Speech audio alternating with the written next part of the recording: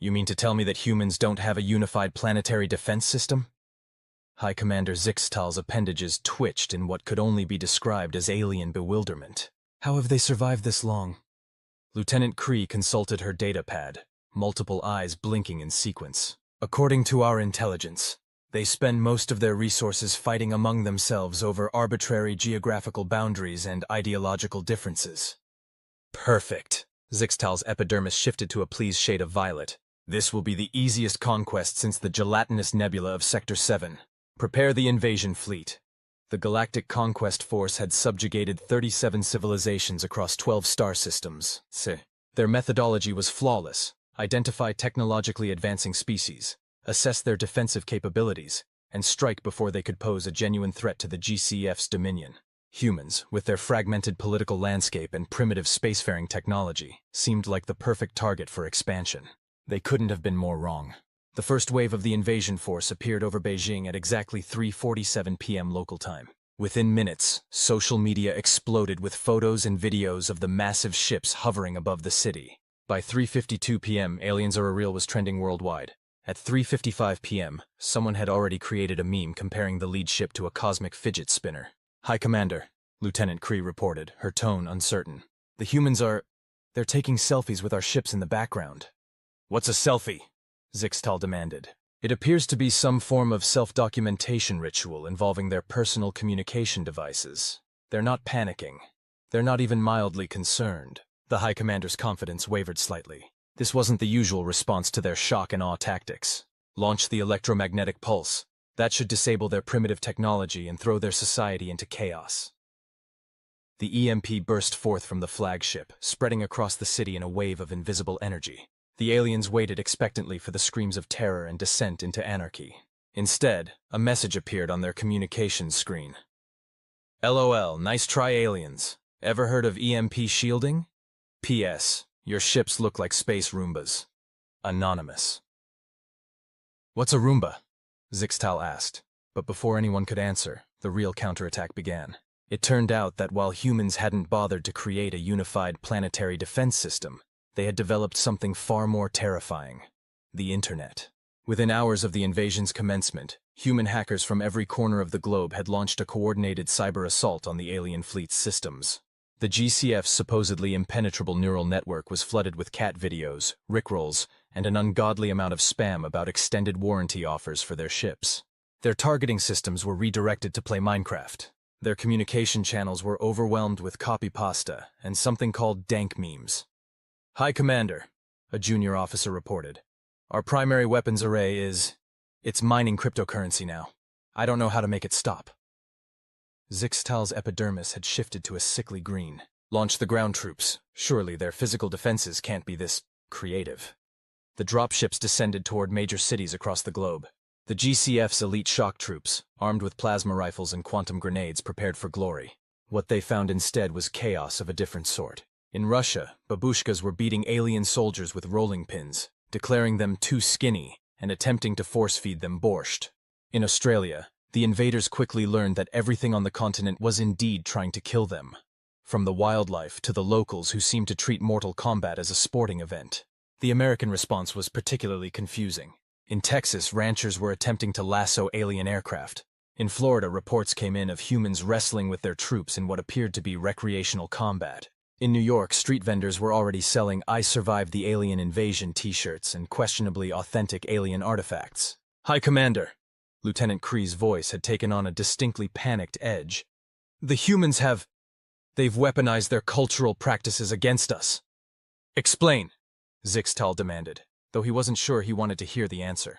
In India, they've incorporated our invasion into an elaborate dance number. In Brazil, they've turned our battlefield maneuvers into a new style of martial arts mixed with dancing. In Canada, they're apologizing to our troops for the inconvenience of having to invade them and offering them something called poutine. The situation deteriorated further when humans discovered that the GCF's biological structure was particularly susceptible to capsaicin. The resulting hot sauce defense initiative led to the first mass retreat of alien forces in the face of weaponized condiments. They're not supposed to be like this, Zixtal raged as another report came in of human teenagers teaching alien soldiers to do something called the Macarena instead of fighting them. Every simulation we ran showed them to be primitive, divided, and vulnerable. About that, sir, Lieutenant Cree interjected.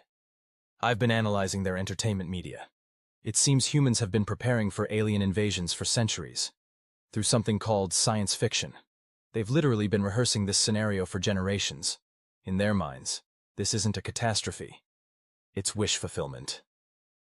The final blow to the invasion came when humans discovered that their memes could be translated into the aliens' neural network language.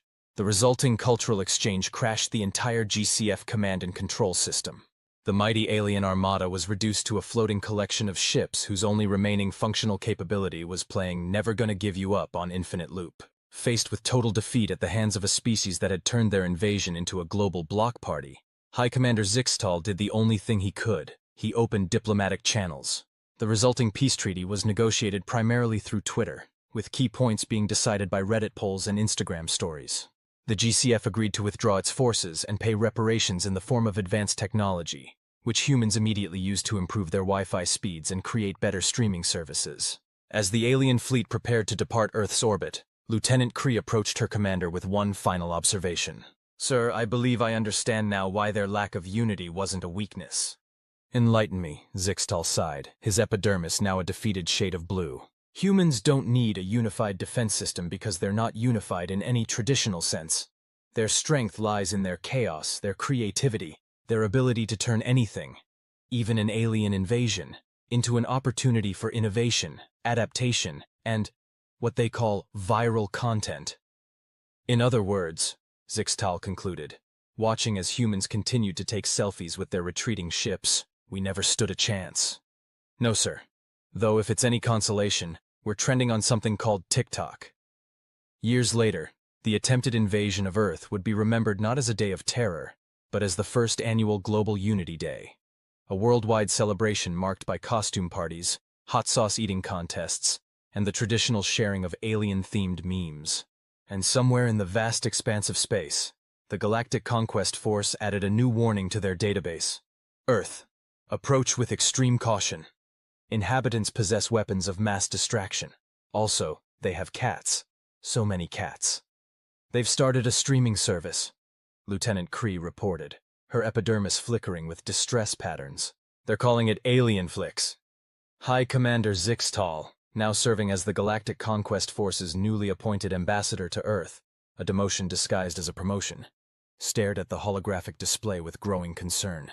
And what precisely are they streaming? Everything, sir. The entire invasion. They've compiled surveillance footage from our ships, social media posts, dashboard camera recordings, and something called TikTok dances performed during our ground assault. They've turned our military defeat into entertainment. The High Commander's appendages twitched involuntarily. One solar cycle had passed since their failed invasion of Earth, and the humans continued to defy all logical expectations of post-contact behavior. Instead of developing advanced weapons systems or establishing a unified planetary defense force, they had focused their efforts on monetizing the entire experience. The invasion footage had been edited into multiple documentary series, each presenting a different perspective on what humans now called the greatest party crash of all time. There's more, Cree continued, her multiple eyes blinking in synchronized anxiety. They're organizing something called a convention. A military convention? A strategic defense summit? Zixtal asked hopefully. No, sir, it's called Alien Con, where space meets viral. They're inviting our troops to attend as guest speakers. The convention center in Las Vegas was a sight that would have made the GCF's founding warriors wish they'd never achieved space travel. Humans dressed in surprisingly accurate alien costumes mingled with actual alien soldiers, who had enthusiastically accepted the invitation despite their commanding officer's objections. Panel discussions included titles like So You Tried to Invade Earth, a support group, Hot Sauce, the ultimate interstellar defense, and Teaching TikTok to Tentacled Friends. The merchandise booth was doing record business selling t-shirts with slogans like, I came to conquer Earth and all I got was this lousy t-shirt, and Make Space Great Again. The worst part, Zixtal confided to his therapist, humans had insisted the entire command staff undergo counseling for their invasion-related trauma, is that they're actually improving our technology. It was true. Human developers had taken one look at the GCF's neural network and decided it needed a complete UX overhaul. They'd introduced concepts like user-friendly interfaces and ergonomic design to a civilization that had conquered 37 worlds without ever considering the importance of a good user experience. "Have you considered," Dr. Sarah Chen suggested, making notes on her tablet, "that this might be a positive development for both species?" "Positive?" Zixtal's epidermis cycled through 17 shades of disbelief. "They've turned our feared quantum annihilation cannon into something called a space cappuccino maker. Which, I might add, makes excellent coffee," Dr. Chen pointed out. "And the profit margins on luxury beverage appliances are significantly higher than military hardware." The GCF's warrior culture was experiencing a profound identity crisis. Their fearsome battle cruisers were being retrofitted into luxury space cruise ships. Their combat training facilities had been converted into interspecies cultural exchange centers. Even their dreaded mind control technology had been repurposed for something humans called virtual reality gaming. The final indignity came when the humans submitted their application to join the Galactic Commonwealth, not as a conquered territory, but as a corporate entity. "Ladies, gentlemen, and beings of all configurations," Jeff Martinez, Earth's designated representative, addressed the Commonwealth Council. "We present to you Earth Inc., a wholly owned subsidiary of humanity, specializing in cultural exports, entertainment media, and really spicy food." The application package included a business plan that made even the most hardened bureaucrats of the Commonwealth raise their equivalent of eyebrows. Humans proposed to transform the galaxy's various conflict zones into tourist destinations, complete with gift shops and branded merchandise. "Just imagine," Martinez continued, his PowerPoint presentation displaying concept art of a former battlefield now featuring a water park, turning the Nebula Wars Memorial into the galaxy's biggest paintball arena. "We call it Relive the Revolution, now with less death." The Commonwealth Council, faced with the choice between continuing centuries of warfare or embracing humanity's bizarre but profitable alternative, chose commerce over combat. Earth was admitted to the Commonwealth with unprecedented speed, though several council members seemed unclear on whether they had just gained an ally or been subtly conquered. Back on Earth, the integration of alien technology into daily life continued at a pace that alarmed xenosociologists across the galaxy. Humans had taken the GCF's advanced AI systems and taught them to tell jokes. They'd modified faster-than-light drives to deliver pizza. They'd even started a dating app that matched humans with compatible alien species, with a disclaimer about potential biochemical incompatibilities, and a strict "no attempting to absorb your date's consciousness" policy. "I don't understand," Zixtal admitted during another therapy session. "We came to conquer them, and now we're attending their business seminars on maximizing your invasion's social media presence." "Perhaps," Dr. Chen suggested, "this is precisely why your invasion failed. You expected a military response, but you got a marketing campaign instead. Humans don't just adapt to challenges, we monetize them." The truth of this statement was becoming increasingly apparent. The galaxy's economy was transforming as human business practices spread across the stars. Former warrior races were hiring PR firms. Ancient blood feuds were being settled through corporate mergers. Even the dreaded space pirates of the Outer Rim had rebranded themselves as artisanal goods procurement specialists. Lieutenant Kree, who had adapted to human culture with suspicious enthusiasm, was now running a successful consulting firm called Invasion Innovation, converting conquest into content. Her seminars on Finding Your Inner Influencer, a guide for reformed space warlords, were consistently sold out. As for High Commander Zixtal, he finally found his place in this new galactic order when he discovered a human concept called motivational speaking. His presentation, From Failed Conqueror to Fortune 500, A Journey of Personal Growth, became required reading in business schools across 3 spiral arms of the galaxy. 5 years after the failed invasion, the annual Alien Con had expanded to 17 planets. The hot sauce industry had become the galaxy's fastest-growing economic sector. And somewhere in deep space, other potential invaders watched Earth's social media feeds and quietly decided to seek less commercially aggressive targets. The greatest victory, as humans would say, wasn't conquering a civilization. It was getting them to like, subscribe, and hit that notification bell. "You know what the real irony is?" Zixtal mused during what would be his final therapy session. "We came to Earth looking for resources to exploit, and instead, they taught us the ultimate resource was meme potential." Dr. Chen smiled, closing her notebook. "Speaking of which, your transformation journey video just hit 1 billion views across the galaxy. The algorithm really loves a good redemption story. And so, as Earth extended its influence across the stars through a combination of viral marketing, corporate strategy, and weaponized hospitality, the galaxy learned an important lesson. Never underestimate a species that can turn an alien invasion into a branded lifestyle experience. In the end, humanity's greatest defense wasn't their weapons or their technology. It was their unshakable ability to see a business opportunity in absolutely everything, even the potential end of their civilization.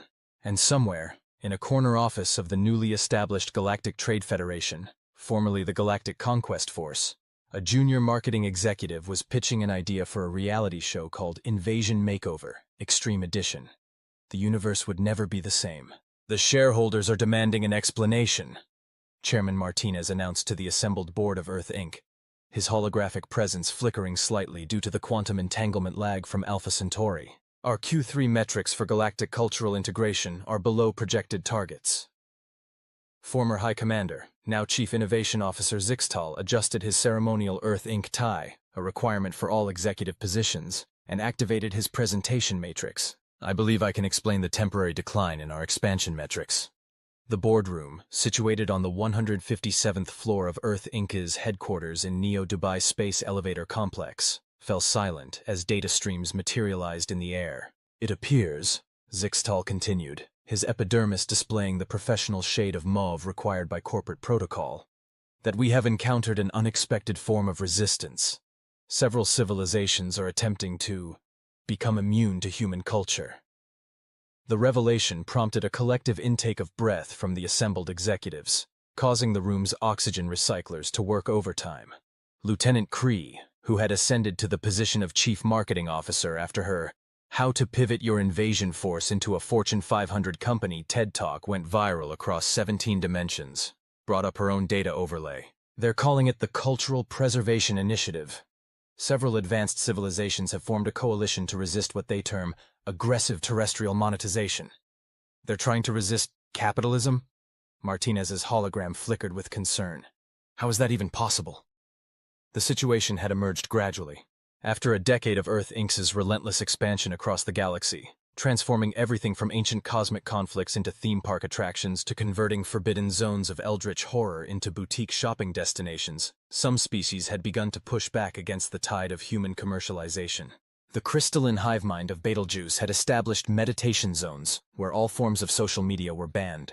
The silicon dragons of the Horsehead Nebula had developed technology to block targeted advertising across all known frequencies of reality. Most concerning of all, the quantum monks of the seventh dimension had started a movement called digital detox, transcending the human algorithm. "Our focus groups indicate a growing sentiment that we're too much," Cree reported, bringing up footage of alien protesters carrying signs that read, "Keep the galaxy weird," and "Say no to human optimization."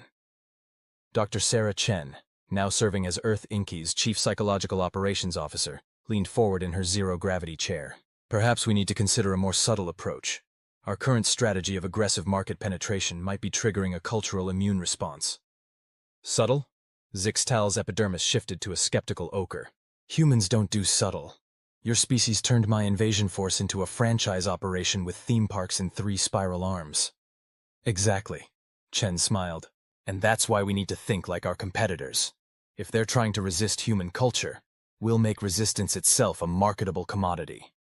The strategy that emerged from that board meeting would be studied in business schools across the galaxy for generations to come. Earth Inc. launched a new initiative called Authentic Space, embracing your non-human identity, complete with merchandise, workshops, and a streaming series. The Cultural Preservation Initiative found itself in the awkward position of having its anti-human movement transformed into a human-marketed lifestyle brand. Their meditation zones were now popular destinations for digital detox retreats at premium prices. The Silicon Dragon's ad-blocking technology was being sold as a luxury product on Amazon Galaxy. The Silicon Dragon's ad-blocking technology was being sold as a luxury product on Amazon Galaxy. Even the Quantum Monk's philosophical opposition had been turned into a best-selling self-help book, The Anti-Human Diet, Finding Your Inner Alien in 30 Days or Less. "It's beautiful, really," Martinez observed during a quarterly earnings call. "We've monetized the very concept of resisting monetization." But beneath the surface of this apparent victory, something unexpected was happening. The process of marketing anti-human culture back to aliens had led to genuine cultural exchange. Humans were actually learning from the species they were supposedly commercializing. The crystalline hive mind's meditation techniques were genuinely helping humans disconnect from their devices. The Silicon Dragon's perspective on digital consciousness was revolutionizing human approaches to AI ethics. The quantum monk's teachings about transcending material existence were causing a philosophical revolution on Earth. "We've created a feedback loop," Dr. Chen explained during an emergency board meeting.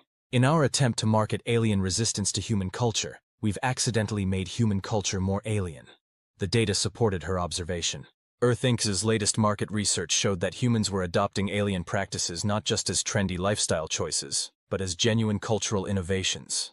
The boundary between human and alien culture was becoming increasingly blurred. Zixtal, watching humans practice crystalline meditation in the office mindfulness room, found himself experiencing an emotion that his species had engineered out of their genetic code centuries ago. Irony. "We tried to conquer them," he mused to Cree during their daily coffee break, a human ritual they had both become addicted to. "Then they conquered us with commerce, and now they're conquering themselves with our resistance to their conquest." "Actually," Cree replied, sipping her fair trade organic quantum-filtered espresso, "I think it's simpler than that. Humans never really wanted to conquer anyone. They just wanted to turn everything into a business opportunity, including themselves." The ultimate evidence of this came when Earth Inc. announced its most ambitious project yet, franchising humanity itself. The Human Experience TM package allowed alien species to temporarily download a complete human consciousness simulation, experiencing everything from binge-watching streaming services to arguing about pineapple on pizza. "We're not just selling our culture anymore," Martinez declared at the project's launch. "We're selling the experience of being the species that sells everything." The galaxy, it seemed, couldn't resist. The waiting list for Human Experience TM downloads stretched across light years. Even members of the Cultural Preservation Initiative were secretly signing up, justifying it as research into the adversary, as Earth Inc.'s stock price reached heights that required new mathematics to express. Dr. Chen made a final note in her ongoing anthropological study of human-alien cultural dynamics. Humanity's greatest achievement wasn't surviving first contact, winning the war, or even dominating galactic commerce. It was proving that in a universe of infinite diversity, everything, even the resistance to everything, can be transformed into a profitable venture. And in that transformation, we might have accidentally achieved something genuine, actual cultural understanding.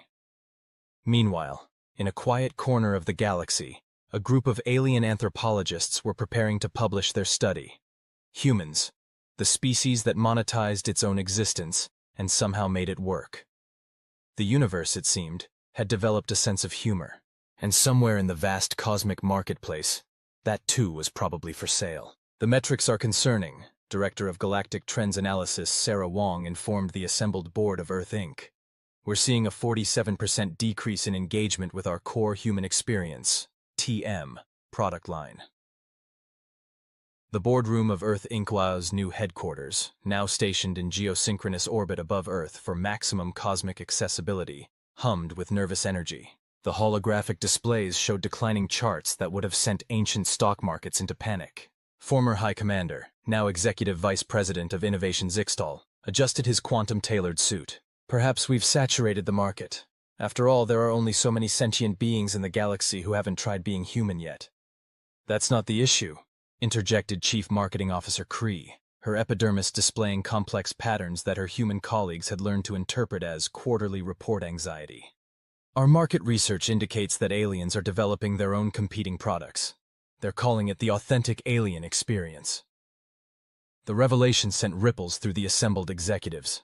CEO Jeff Martinez, who had recently undergone optional tentacle enhancement surgery to better relate to various alien demographics, activated his neural interface. "You're telling me they've learned to commodify their own existence? They're out-humaning us?" Dr. Chen, now serving as Global Galactic Chief of Cultural Integration, brought up a series of holographic case studies. The crystalline hive mind is offering genuine collective consciousness experiences at premium prices. The Silicon Dragons have launched a cryptocurrency based on quantum enlightenment. Even the quantum monks are selling NFTs, non-fungible transcendences. "This is unprecedented," Martinez declared, his newly acquired tentacles writhing with concern. "We've become victims of our own success. We taught the galaxy capitalism so well that they're now competing with us in our core market. the commodification of existence itself. The situation had evolved beyond anyone's predictions. Alien civilizations, having learned the fundamentals of human-style commerce, had begun applying these principles to their own unique characteristics. The result was a boom in what market analysts were calling xenological experiences. The gelatinous nebula of Sector 7 was offering premium packages that allowed customers to experience life as a semi-sentient cloud of cosmic vapor. The psychic arachnids of Tau Ceti had developed a subscription service for shared telepathic dreaming. Even the notoriously reclusive time nomads were monetizing temporal tourism, though their customer reviews existed simultaneously across multiple timelines, making their rating system somewhat complicated. That's when Dr. Chen unveiled Project Synthesis. Instead of competing with alien experience packages, she explained, bringing up a complex neural diagram, we create a platform for experience fusion. Imagine combining the collective consciousness of the crystalline hive mind with human individual expression, or merging Silicon Dragon digital transcendence with human social media dynamics. The project was ambitious, even by Earth Inc.'s standards. They weren't just selling the experience of being human or alien anymore. They were creating entirely new forms of consciousness that had never existed before.